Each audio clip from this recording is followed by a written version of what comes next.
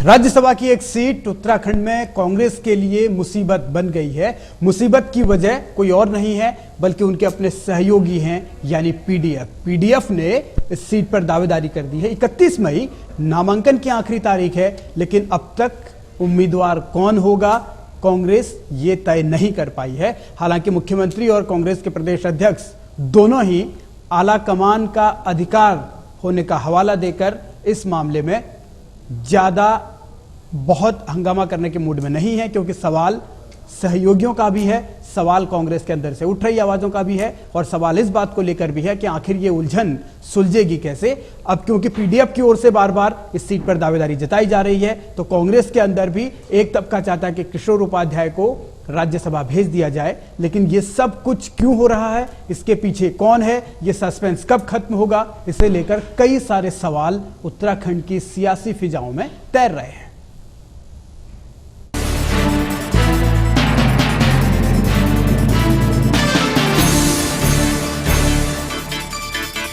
उत्तराखंड में राज्यसभा की खाली पड़ी सीट कांग्रेस के लिए सिरदर्द बन चुकी है। सिरदर्द की वजह कोई और नहीं बल्कि वो सहयोगी हैं जो हर संकट में सरकार के लिए संजीवनी साबित हुए हैं।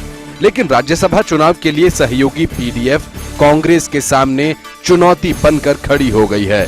पीडीएफ ने राज्यसभा सीट पर अपनी दावेदारी ठोकी है और इसके लिए अपनी वफादारी का हवाला भी दिया, जबकि कांग्रेस के अंदर से किसी स्थानीय कांग्रेस के नेता को ही राज्यसभा भेजे जाने की वकालत की जा रही है। ऐसे हालात में सीएम हरीश रावत आलाकमान के सहारे संतुलन बनाकर समीकरण साधने की कोशिशों में लगे हैं। और हमने 3 बार कांग्रेस को राज्यसभा भेजा है, 3 लोगों को। लेकिन हमने कहा कि इस समय चूंकि हमने आपके बड़े दल होने के नाते हमने सम्मान किया, उनकी हर बात का सम्मान किया, यहाँ तक कि राज्य में जितने भी दायित्व बांटे गए सब कांग्रेस के लोगों को बांटे गए, वहाँ पर भी पीडीएफ को नहीं पूछा गया। लेकिन आज हमने कहा कि ये केवल सम्मान की बात है, तो इसलिए कांग्रेस का दायित्व और फर्जी बनता कि वो इस समय कांग्रेस पीडीएफ का सम्मान करे और पीडीएफ के लोगों को राज्यसभा भेजे। स्थानीय व्यक्ति जो यहाँ की ग्रीवेंसेस जानता है, जो उन समस्याओं का समाधान कर सकता है स्थानीय स्तर पर, ऐसे व्यक्ति को राज्यसभा भेजा जाना चाहिए। और आज प्रदेश में जो कुछ हुआ है, इस वैक्यूम को भी अगर भरा जाना है, यहाँ गढ़वाल मंडल के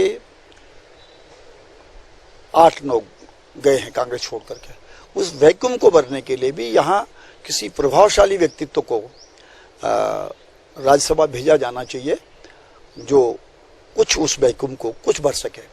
जब मौका आता है तब लोग, अच्छी बात है, लोकतांत्रिक तरीके हुआ है, अपनी राय दे रहे हैं, लेकिन अनंतोगत्वा जो निर्णय शीर्ष स्तर से होगा उसका हम सब लोग अनुपालन करेंगे। आपको ज्यादा हम तकलीफ नहीं देंगे राज्यसभा वाले मामले में जो है। पीडीएफ की दावेदारी ने कांग्रेस का दर्द बढ़ा दिया है। सियासी गलियारों में इस बात की चर्चा भी आम है कि 18 मार्च को छिड़े घमासान की एक वजह राज्यसभा की सीट भी थी। उसके बावजूद पीडीएफ कांग्रेस के साथ खड़ी रही और अब राज्यसभा के बहाने रण की तैयारी की जा रही है। पीडीएफ ने तो सम्मान न मिलने पर सियासत में नई संभावनाएं तलाशने के संकेत भी दे दिए हैं। ऐसे में कांग्रेस भी बीच का रास्ता निकालने की कसरत में जुटी है। नहीं, अगर सम्मान नहीं करती हमारा, तो मैं समझता हूँ कि प्रदेश की जनता भी जानती है फिर कि सम्मान एक तरफ नहीं होता। सम्मान कोई सामान की तरह नहीं कि जो कहीं मिल जाए।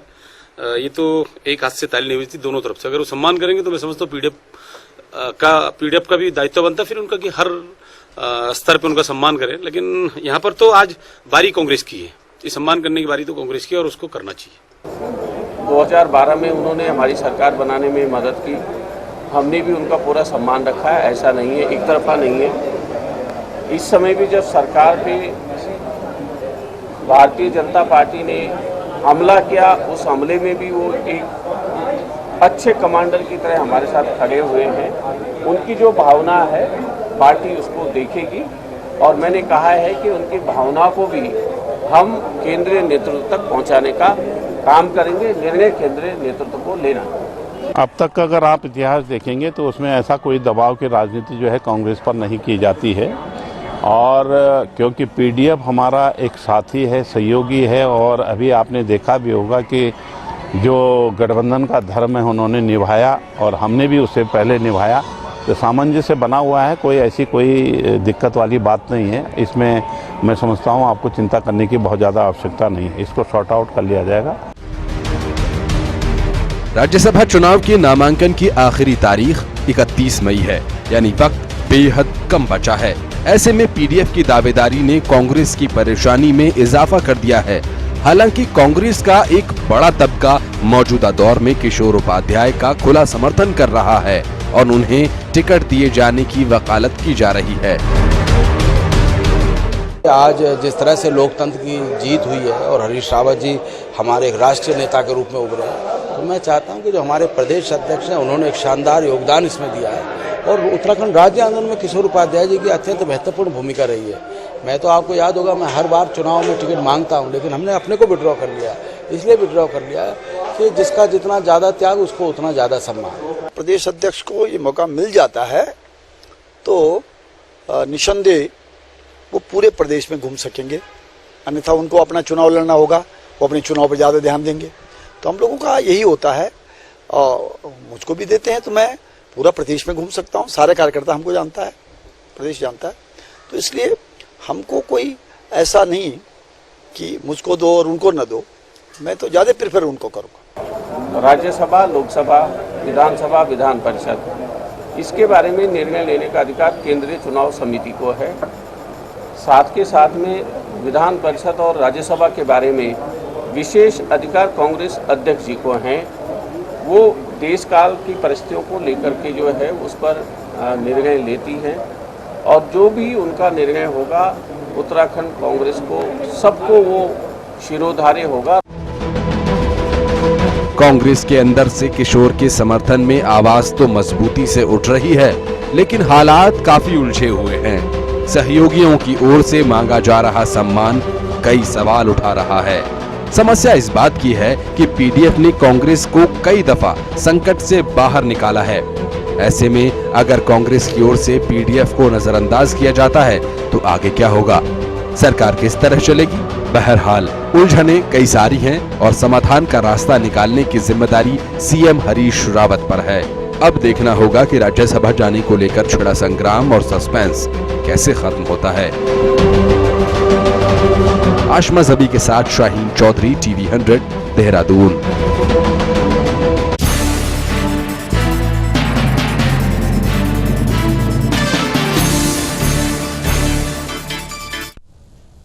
तो राज्यसभा की एक सीट खाली है, 11 जून को मतदान होना है। उससे पहले 31 मई है नामांकन की आखिरी तारीख।